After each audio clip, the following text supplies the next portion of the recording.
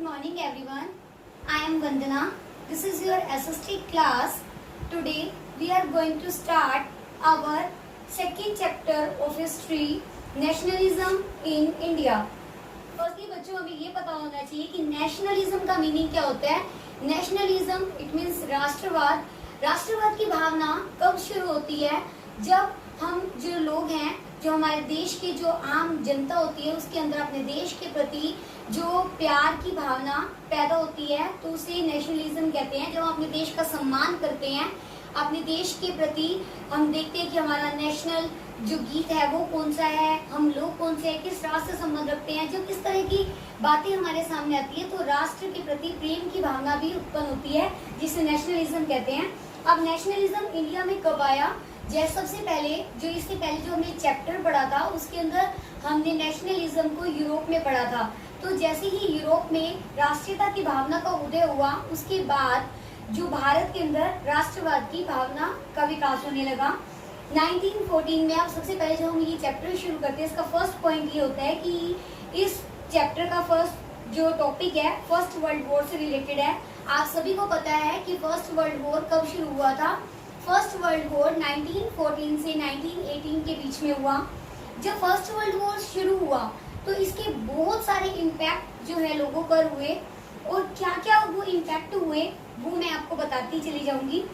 देखिए, सबसे पहला जो इम्पैक्ट हुआ, जब कोई भी युद्ध होता है तो उसके अंदर सबसे ज्यादा जो लॉस होता है वो ये होता है कि हर तरह की जान माल की हानि होती है. और जब कुछ ऐसा होता है तो जो जितना भी लॉस होता है उसकी रिकवरी करने के लिए गवर्नमेंट क्या करती है, वो जितने भी हमारे टैक्सेस हैं उनको बढ़ा देती है, और जितनी भी कस्टम ड्यूटी है उसको भी बढ़ा देती है.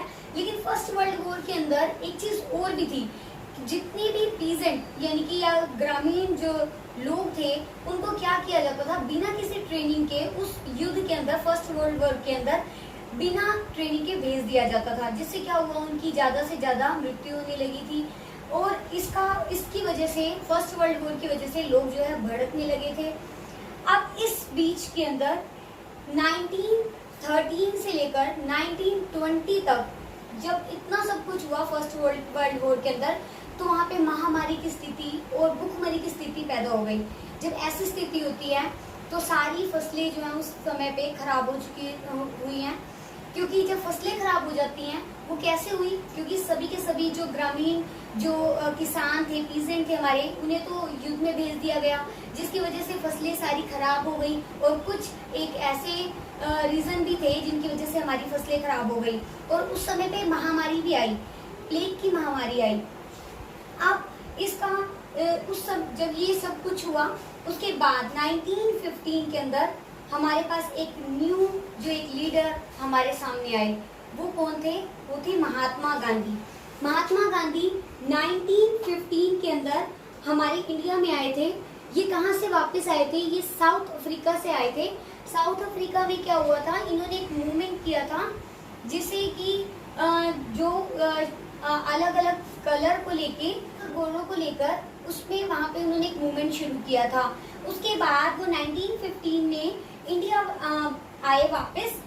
तब इन्होंने बैरिस्ट्री की एजुकेशन जो ले चुके थे ये.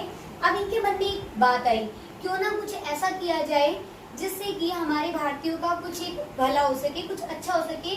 और उन्होंने क्या किया, उनका एक ही रूल था कि वो सत्य और अहिंसा के रास्ते पर चलना चाहते थे. और इसके बिना पर ही वो जो हमारे जो एक नए नए मूवमेंट शुरू करने चाहते थे. अब उन्होंने 3 जो है सत्याग्रह किए 1916 में, 1917 में और 1918 में. 1916 में जो उन्होंने सत्याग्रह किया वो था चंपारण, बिहार के अंदर. यहाँ पर वो इसलिए आए थे कि जो वहाँ पे पीजेंट थे उनके लिए मूवमेंट के लिए आए थे.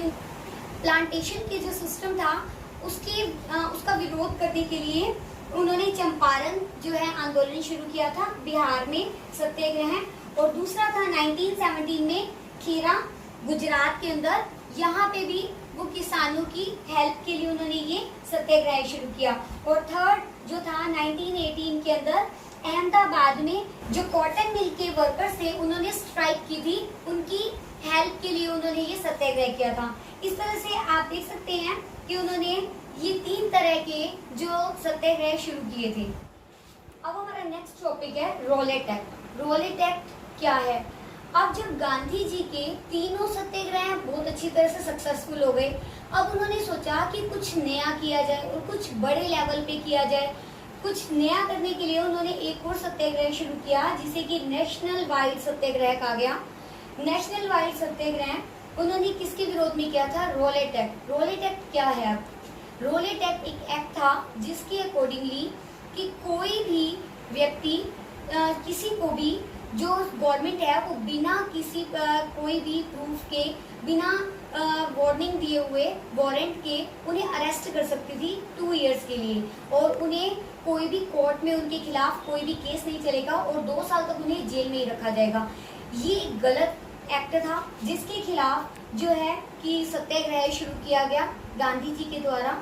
अब जो ये रोलेट एक्ट था, इस एक्ट के अंदर जब इस एक्ट को पास किया गया तो लोगों ने इसके खिलाफ बहुत कुछ किया, उनके मन में विद्रोह शुरू हो गया। उन्होंने बैंक जो है उसमें तोड़फोड़ शुरू की, ट्रेन्स, जितनी भी बसेस हैं उन सब में कुछ ना कुछ हंगामे किए, रैलीज निकाली गई, लेकिन सरकार के ऊपर, गवर्नमेंट के ऊपर इसका कोई भी असर नहीं हुआ। उन्होंने ये एक्ट लागू ही किया और जल्दी से ही इसे लागू कर दिया गया था।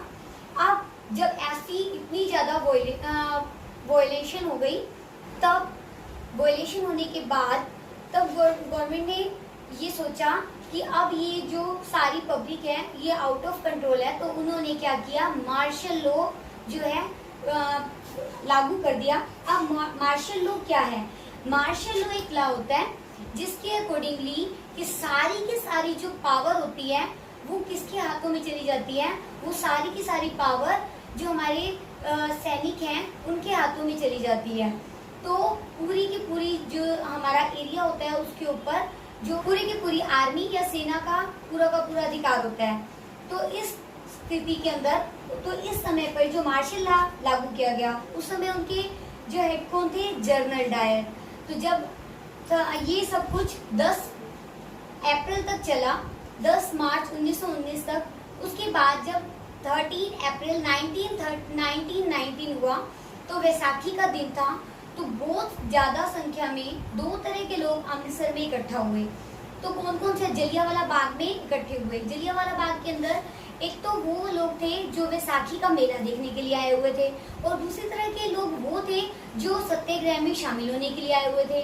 अब किसी को आधी से ज्यादा जो पब्लिक थी उन्हें इस बात का पता नहीं था कि मार्शल लॉ लागू हो चुका है, क्योंकि सेना का इसमें पूरा का पूरा रोल था, वो ही इसको हैंडल कर रहे थे। अब उन्होंने क्या किया कि जितने भी लोग थे वहां पे, जितनी भी भीड़ इकट्ठा हुई थी, उन सब के ऊपर जो गोलियां बरसानी शुरू कर दी, जिसकी वजह से वहां पर लाखों लोग जो हैं वो मर गए, और वो भी मारे गए जो वैसाखी का मेला देखने के लिए आए हुए थे, और वो भी मारे गए जो कि सत्याग्रह में शामिल होने के लिए आए हुए थे।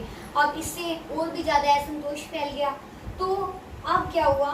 तो गांधी जी के माइंड में एक और बात आई कि इस आंदोलन को यहीं पे स्टॉप करके अब कुछ बड़ा ब्रॉड मूवमेंट किया जाए। अब इंडिया के अंदर कोई भी ब्रॉड मूवमेंट तभी शुरू हो सकता है जबकि हिंदू और मुस्लिम दोनों के दोनों एक साथ ही उस आंदोलन में शामिल हों। तो पहले वाले आंदोलन में नहीं थे, तो इस आंदोलन को में उन्होंने हिंदू और मुस्लिम दोनों को एक साथ लेना था, जो कि हमारा नेक्स्ट आंदोलन होगा खिलाफत आंदोलन। इसके बारे में हम नेक्स्ट वीडियो में हम इसे पढ़ेंगे। तब तक के लिए थैंक यू।